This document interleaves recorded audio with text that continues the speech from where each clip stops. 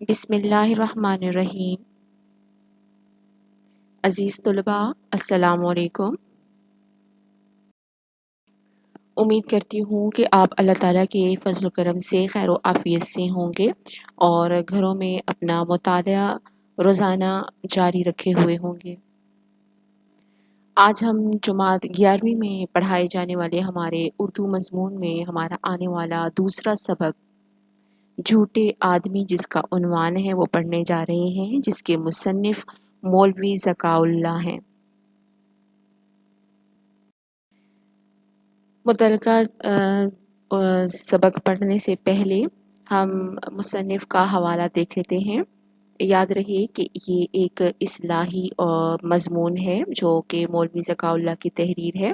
مولوی ذکاء اللہ کی پیدائش 1832 ہے اور وفات نومبر 1910 ہے۔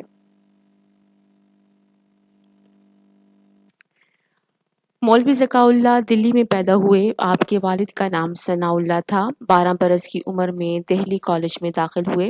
یہاں مولوی محمد حسین آزاد اور ڈپٹی نذیر احمد کا ساتھ ہو گیا اور ان تینوں میں بڑے تعلقات پیدا ہو گئے۔ مولوی ذکاء اللہ کو ریاضی سے خاص مناسبت تھی۔ ماسٹر رام چندر ریاضی کے استاد تھے اور اپنے اس لائق شاگرد پر خاص عنایت فرماتے تھے۔ ذکاء اللہ اکثر اول آتے، وظیفے حاصل کرتے تھے۔ وہ تمغے بھی اپنی اعلیٰ قابلیت کی بنا پر حاصل کیے۔ تعلیم سے فارغ ہو کر اسی کالج میں معلم ریاضی مقرر ہو گئے۔ پھر آگرہ کالج میں 7 سال تک اردو اور فارسی کے معلم رہے۔ 1855 میں ڈپٹی انسپکٹر مدارس ہو گئے۔ 11 سال یہ فرائض انجام دے کر 1866 میں نارمل اسکول دلی کے ہیڈ ماسٹر ہوئے۔ 3 سال کے بعد اورینٹل کالج کی لیکچراری کے لیے پروانہ تقرر آیا، لیکن اتفاق سے اس کے ساتھ ہی نیو سینٹرل کالج الہ آباد کی پروفیسری بھی انہیں پیش کی گئی۔ انہوں نے الہ آباد کو ترجیح دی اور 15 سال اس کالج میں فارسی کے پروفیسر رہ کر 1885 میں پینشن حاصل کی۔ پھر عمر کے باقی 24 سال خانہ نشین رہ کر تصنیف و تالیف میں گزار دیے۔ ان کی وفات کے بعد ڈپٹی نذیر احمد کا ایک مضمون ان کے متعلق رسالہ تمدن دہلی 22 اگست 1911 میں شائع ہوا تھا۔ اس میں مولوی ذکاء اللہ کے بعض خاص حالات لکھی گئی ہیں۔ اس مضمون کا اقتباس درج کیا جاتا ہے، یعنی کہ یہاں پر وہ اقتباس دیا جا رہا ہے جو ڈپٹی نذیر احمد نے اپنے مضمون میں درج کیا ہے، جو کہ ذکاء اللہ کے حوالے سے ہے۔ بعض مسلمان یہ بھی پوچھ بیٹھتے ہیں کہ مسلم یونیورسٹی کس قسم کے عالم پیدا کرے گی جو 5 یونیورسٹیاں آج تک پیدا نہ کر سکیں۔ آج کو مولوی ذکاء اللہ زندہ ہوتے تو میں انہیں کو پیش کر دیتا کہ مسلم یونیورسٹی درجہ تکمیل کو پہنچ کر وما ذالک علی اللہ بعزیز ان جیسے عالم پیدا کرے گی۔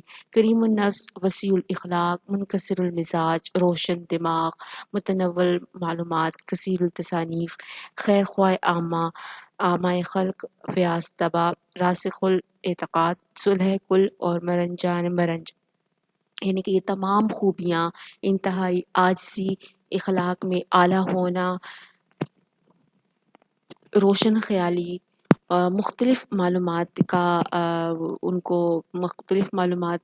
کا کثیر ان کے پاس ذخیرہ تھا، زیادہ سے زیادہ تصانیف اور ہر ایک کا خیر خواہ ہونا، ہمدرد ہونا اور طبیعت میں فیاضی، سخاوت اور اپنے اعتقاد میں پختہ ہونا اور ہر ایک سے مصالحت، ہر ایک سے صلح کی طبیعت جو پائی جاتی تھی ان میں۔ اور مرنجان مرنج کہتے ہیں نہ تو خود رنجیدہ ہونا اور نہ کسی اور کو رنجیدہ کرنا، یعنی کہ جیو اور جینے دو کی جو ہے وہ روش اپنائے ہوئے تھے۔ یہاں تصانیف ہے ان کی تاریخ ہندوستان، کرزن نامہ، آئینی کیسری اور فرہنگ وغیرہ۔ ہمارے پاس مصنف کا لکھا ہوا ایک اصلاحی مضمون جھوٹے آدمی ہماری کتاب کے صفحہ نمبر 11 پر موجود ہے۔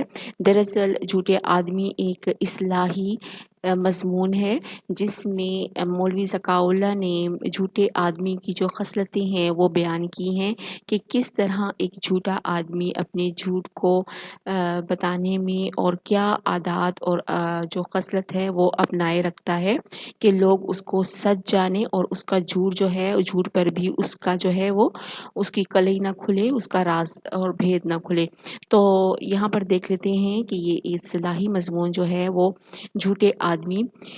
ایک ضرب المثل مشہور ہے کہ درو گورا حافظہ نہ باشد، یہاں پر ایک ضرب المثل ایک کہاوت پہلے انہوں نے شروع میں بیان کی ہے کہ دروغ گورا حافظہ نباشت کے جھوٹے آدمی کا جھوٹ بولنے والے کا کوئی حافظہ نہیں ہوتا.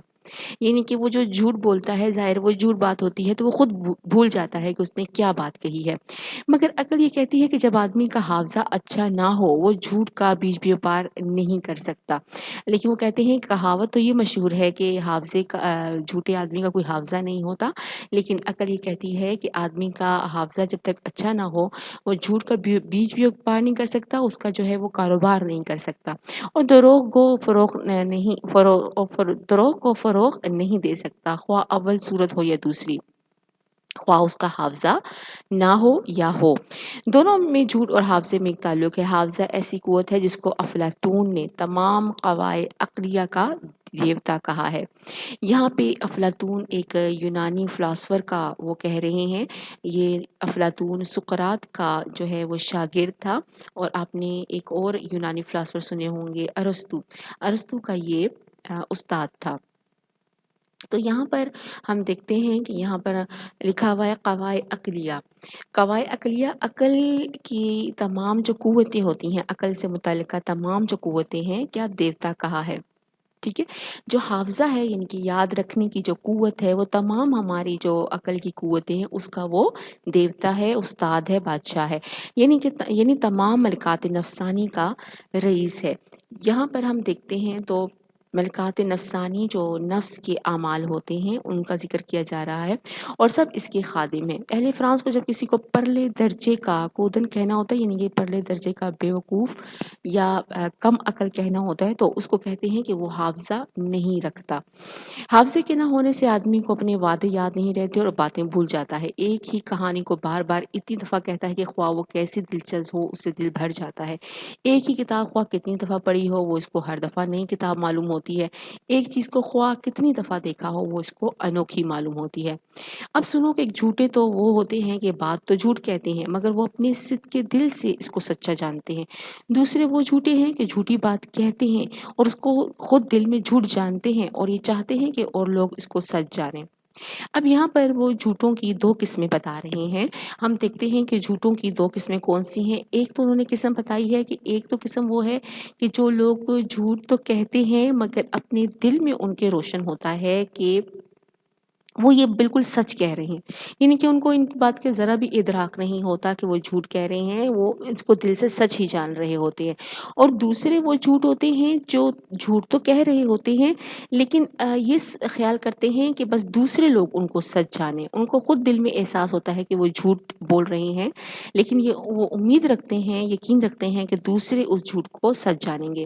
ہم آگے اسی قسم کے جھوٹوں کا ذکر کرتے ہیں. ان جھوٹوں کی بھی دو قسمیں ہیں. ایک یہ کہ اپنے دماغ سے ایک جھوٹی بات کو سر سے پاؤں تک تراش کر ایجاد اور اختراع کریں. دوسرے یہ کہ ایک سچی حقائق کا بھیس بدل کر اپنے خیال کے موافق بدل کر اس طرح بیان کریں کہ وہ جھوٹ ہو جائے. کہتے ہیں کہ پھر آگے انہی کی قسمیں بیان کی جاتی ہیں. وہ کہتے ہیں کہ ایک یہ کہ اپنے دماغ سے ایک جھوٹی بات کو سر سے پاؤں تک تراش کر ایجاد اور اختراع کریں. اختراع کسی بھی نئی بات کا ایجاد کرنا، کوئی بھی نئی چیز اپنی طرف سے گھڑ لینا، من گھڑت بات ایجاد کر لینا اس کو کہا جاتا ہے. تو کہتے ہیں کہ ایک ایسی بھی قسم ہے کہ جس بات کی کوئی صداقت نہیں ہوتی لیکن وہ اپنی طرف سے سر سے پاؤں تک ایسا جھوٹ ایجاد کر لیتے ہیں. اور دوسرے جو قسم کے لوگ ہیں وہ ہیں کہ کوئی حقائق کوئی بات ان کو جب معلوم پڑتی ہے تو وہ اس کو اپنے مطابق جو ہے بدل کر آگے بیان کر دیتے ہیں. تمام باقی جو ہے عبارت کا آپ نے مطالعہ کر لینا ہے. ہم آگے پیج پر چلتے ہیں. ہم چیدہ وہی معلومات کا مطالعہ کرتے ہیں جس کی وضاحت ہمیں زیادہ ضروری ہے. دوسری صورت جس میں ایک جھوٹی بات کو نئے سرے سے گھڑ کر اختراع کرتے ہیں، اس کے متضاد کوئی سچی بات ایسی دل پر منعکش نہیں ہوتی کہ وہ اس سے جنگ زرگری کرے. جنگ زرگری کہتے ہیں کوئی بھی جھوٹ موٹ کی لڑائی، دکھاوے کی لڑائی کرنا. पहली सूरत में तो सच को झूठा लिबास पहनाया था, इसका लिबास उतार कर असल हकीकत का देख लेना आसान था, मगर दूसरी सूरत में झूठ का पुतला बनाया है, यहाँ झूठ के पकड़े जाने का खौफ कम है। मगर इसके साथ ये अंदेशा ज़रूर है कि अगर हाफ़्ज़े में इस पुतले के बनाने की तरकीब खूब जानशीन नहीं है, तो वो ज़हन से निकल जाएगी, फिर कलई खुल जाएगी। यानी कि ऐसे लोग जो बिल्कुल झूठ एक चीज़ को लेकर उसके ऊपर अपनी मर्ज़ी के मुताबिक उस पर अपनी झूठ का लिबादा उस पर पहना देते हैं, यानी कलई कहते हैं किसी भी चीज़ पर सोने या चांदी का कोई पानी चढ़ा देना, सोने या चांदी का कोई ऐसा अक्स उसके ऊपर चढ़ा देना, पानी चढ़ा देना, जिससे जो असल वो चीज़ है उसकी जो बदसूरती है वो छुप जाती है और ऊपर से जो चीज़ है वो खूबसूरत नज़र आने लगती है। तो यही वो मुसन्निफ़ बताने की कोशिश कर रहे हैं कि एक चीज़ हकीकत में जो है वो कुछ नहीं होती, लेकिन झूठ बोलने वाला उसको इस तरह उसको बना सवार के आगे पेश कर देता है, लेकिन ये भी उसको डर होता है कि कहीं ऐसा ना हो कि वो उसके ज़हन से जो भी उसने झूठ इख्तरा किया है वो खुल जाए और असल जो है वो बात जो है अंदर से निकल कर सामने आ जाए। तुमने बहुत से आदमी देखे होंगे कि वो जैसा वक्त और मौका देखते हैं वैसी बातें बना देते हैं, कुछ झूठ सच का ख्याल नहीं करते, एक ही मामले में एक शख्स से कुछ कह देते हैं, उसकी जाने मुखालिफ से कुछ और फरमा देते हैं। इसका सबब ये होता है कि इनके दिल में कोई बात ईमान और सदाकत के साथ मुतमक्किन नहीं होती। फ़कत ये ख़्याल होता है कि हम लोगों की मर्ज़ी के मुवाफ़िक बातें बना के इनका दिल खुश कर दें। ऐसी बातों के करने से वो अपना नाम सुलह कुल रखते हैं और इस पर फ़ख्र करते हैं।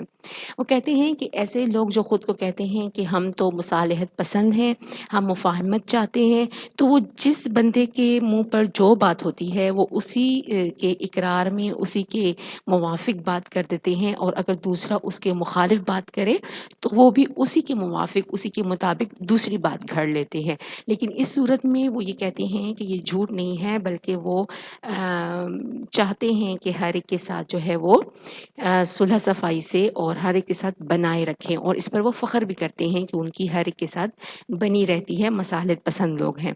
अगर कोई शख्स उनकी सारी बातों को जो एक मामले में करते हैं लिख ले और उसको गौर से देखे, तो मालूम होगा कि इनकी बातें कैसी फ़रेब और दगा से भरी हुई हैं, जिसका नाम उन्होंने सुलह कुल रखा है। वो सरासर नफाक है, यानी कि बज़ाहिर जो इंसान ख़ुद को समझता है कि मैं तो सुलह कुल हूँ, यानी कि मैं तो मुसालहत पसंद हूँ, किसी किस्म की कोई मुखालफत नहीं चाहता किसी से, इसीलिए जो बात जिसके मुँह से सुनता है वो उसी के मुवाफ़िक, उसी के मुताबिक, उसी की मुनासबत से, उसी की हाँ में हाँ मिलाते हुए बात कर लेता है। लेकिन मुसन्निफ़ कहते हैं कि ये इसको सुलह कुल का नाम ना दिया जाए, बल्कि ये तो नफाक है कि जिसके मुँह पर जो बात हुई उसी के मुताबिक ख़ुद को ढाल लिया, तो ये मुनाफ़िकत है। जब एक आदमी किसी एक ही मामले में मुख्तलिफ़ औक़ात में मुख्तलिफ़ पेरायों में इज़हार राय करता है, मुख्तलिफ़ पेरायों में मुख्तलिफ़ तरीक़ों में इज़हार राय करता है और असल हकीकत इसके दिल में कुछ नहीं होती, तो इन सब का याद रखना हाफ़्ज़े की कुदरत से बाहर हो जाता है। यानी कि जिस इंसान को जिसके मुताबिक उसने वो बात कही, जिसके मुताबिक जो बात मुवाफ़िक थी, मुताबिक थी, वो कह दी, और फिर ऐसा होता है कि उसने हर मर्तबा जो है बातें मुख्तलिफ़ की होती हैं, तो इस सूरत में उसको याद नहीं रहता, वो अपने हाफ़्ज़े पर कुदरत नहीं रख पाता, इसलिए वो अपनी कही हुई बात को भूल जाता है और उसकी हकीकत खुल जाती है। इसी मायने को कहा करते हैं कि दरो गोरा हाफ़्ज़ा नबाशत। अब यहाँ पर शुरू में जो उन्होंने कहावत बयान की कि जो झूठ बोलने वाले होते हैं उनको का कोई हाफ़्ज़ा नहीं होता, तो वो अब यहाँ पर तफ़सील से बता रहे हैं कि ये जो कहावत है ये क्यों किस किस पर सादिक आती है। ये उन लोगों पर सादिक आती है कि जो जिस तरह लोगों को जो भी बात करते हुए देखते हैं उसी के मुवाफ़िक जो है वो अपनी बात बदल लेते हैं, चाहे उसके मुखालफत में हो या उसके हक़ में हो।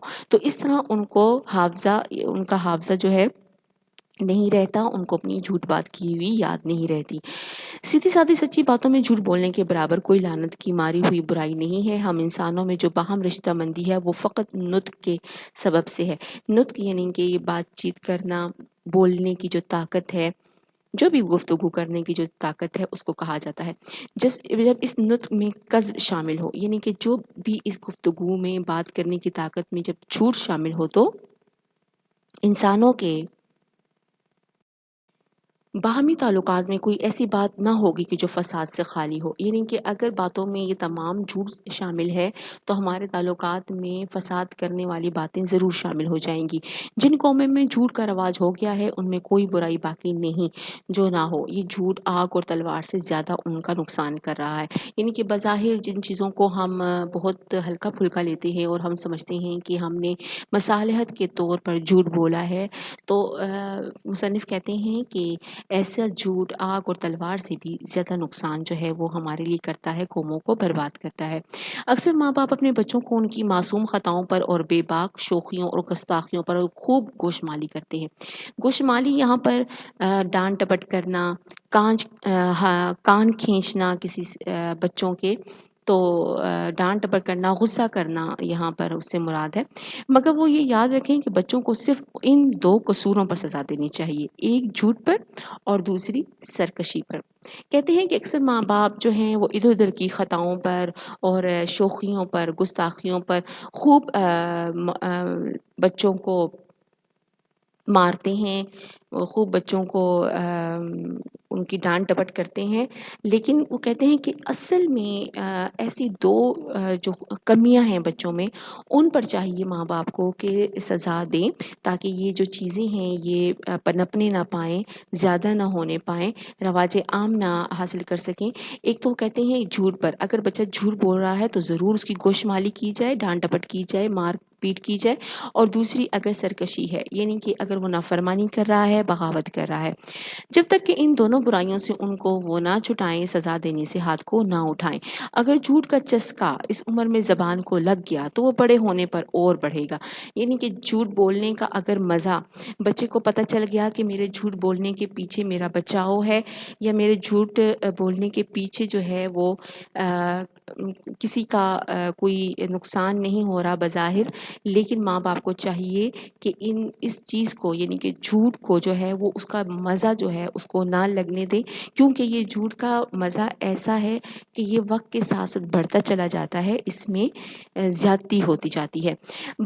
بعض بھلے مانسوں کو ہم دیکھتے ہیں کہ جھوٹ بولنے سننے کی بیماری ان کے پیچھے لگی ہوتی ہے، اپنے تشخص و تعالیٰ کی داستانیں نثر میں ایسی ہی گھڑا کرتے ہیں جیسے کوئی شاعر اشعار میں جھوٹا مضمون گانٹتا ہے۔ اگر یہ عیب ان میں نہ ہو تو پھر ان کے بے عیب ہونے میں کچھ شبہ نہیں رہتا۔ وہ کہتے ہیں کہ بعض شریف النفس لوگ بھی ہم دیکھتے ہیں کہ جھوٹ بولنے کی بیماری میں مبتلا نظر آتے ہیں، اور اپنی پہچان اور اپنی تعالیٰ کہتے ہیں اپنی بڑائی بیان کرنا، اپنی خوبیاں بیان کرنا، تو وہ اس صورت میں ایسی داستانیں جو ہیں اپنی باتوں میں گھڑ لیتے ہیں کہ جیسے کہ ہم دیکھتے ہیں کہ کوئی شاعر جو ہے اپنے اشعار میں ایسے ہی جو ہے وہ مضمون بیان کرتا ہے جس پر کبھی بھی حقیقت کا اطلاق نہیں ہوتا، مبالغہ آرائی ہوتی ہے، جھوٹ ہوتا ہے۔ اگر یہ عیب ان میں نہ ہو تو پھر ان کے بے عیب ہونے میں کچھ شبہ نہیں رہتا، یعنی کہ وہ اتنے بھلے مانس شریف ہوتے ہیں کہ صرف ان میں بس یہی عیب ہوتا ہے کہ وہ اپنی باتوں میں اپنی بڑائی، اپنی پہچان کے لیے جو ہے جھوٹ پر جھوٹ بولے چلے جاتے ہیں۔ بعض آدمی ایسے ہوتے ہیں کہ وہ کبھی جھوٹ نہیں بولتے، مگر ہاں وہاں جہاں ان کو کچھ فائدہ ہو۔ یہ بات زیادہ تر دکانداروں اور اہل پیشہ میں ہم دیکھتے ہیں کہ وہ سب طرح بھلے مانس ہوتے ہیں مگر اپنے پیشے میں اپنے فائدے کے لیے جھوٹ بولتے ہیں۔ مثلا دکاندار چیزوں کا بھاؤ جھوٹا بتلاتے ہیں، وکلاء مقدمات جھوٹے لڑتے ہیں۔ ایسے جھوٹ کو نہ وہ خود بولنے والے برا جانتے ہیں، نہ اس کو لوگ برا سمجھتے ہیں۔ کہتے ہیں کہ بعض ایسے بھی لوگ ہوتے ہیں کہ کبھی جھوٹ نہیں بولتے ذاتی طور پر، لیکن بعض ان کے کاروبار، بعض اس کے پیشے شعبے ایسے ہوتے ہیں کہ وہ ان میں جھوٹ بول دیتے ہیں، جیسے دکاندار چیزوں کا بھاؤ تاؤ بتاتے ہیں، اکثر چیزوں کا قیمت خرید جو ہے ہوتی ہے ان کی وہ غلط بتاتے ہیں، کیونکہ ان کا جو ہے وہ بیچنے کا جو وہ ہے وہ زیادہ جو ہے منافع ان کو حاصل ہو سکے۔ اور پھر اسی طرح جو وکلاء ہیں وہ جب اپنا کوئی مقدمہ لڑتے ہیں تو اس میں بھی آمیزش کرتے ہیں جھوٹ کی، اور اس کو وہ بالکل بھی جو ہے وہ برا نہیں جانتے۔ ہمارے پاس مذکورہ جو مضمون ہے وہ مولوی ذکاء اللہ کی کا تحریر کردہ تصنیف جو ہے، ان کی جو تحریر کردہ محاسن الاخلاق سے اقتباس تھا۔ مصنف کی چند اور تصانیف دیکھ لیتے ہیں۔ مکارم الاخلاق ان کی تصنیف ہے، محاسن الاخلاق جسے اقتباس ہم نے ابھی پڑھا ہے، جھوٹے آدمی، اور کرزن نامہ ان کی تصانیف ہیں۔